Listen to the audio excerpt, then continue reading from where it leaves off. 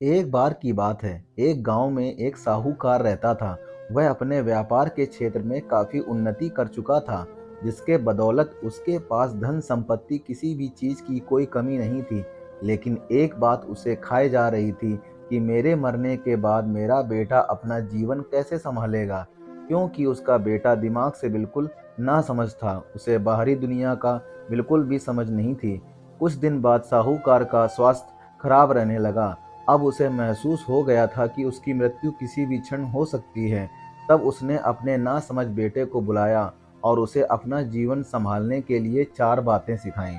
पहली सीख, बेटा जब भी काम पर जाए तो छाँव में जाना और छाँव में ही घर वापस आना। दूसरी सीख, घर के चारों तरफ चमड़ी की बाउंड्री करवाना। तीसरी सीख, हमेशा मीठा भोजन करना। चौथी सीख, पत्नी को हमेशा बांध कर पीटना। बेटे को 4 बातें सिखाते ही साहूकार जी स्वर्ग सिधार गए। अब बेटे ने अपने पिता की 4 बातें अपने जहन में बैठाई और एक नई जिंदगी की शुरुआत करने लगा।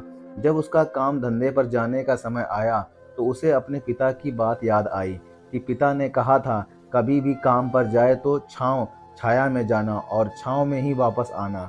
चूंकि पैसों की कमी थी नहीं, इसलिए उसने यह बात याद करके अपने घर से ऑफिस तक एक बहुत बड़ा टेंट लगवा दिया ताकि धूप से बच सके। पिता की ही बात याद करके अपने घर के चारों तरफ भैंस की चमड़ी की बाउंड्री बनवा दी, जिसकी बदबू से आस पड़ोसी दुखी होने लगे। लेकिन पिता की बात तो माननी होगी। प्रतिदिन अपनी घरवाली से भोजन में केवल मीठी चीज बनवाता, जैसे हलवा, खीर आदि। एक दिन उसकी पत्नी ने अनजाने में कोई गलती कर दी तो पत्नी पर उसका गुस्सा इतना भड़का कि वह उसे मारने पर उतारू हो गया। लेकिन उसे फिर अपने पिता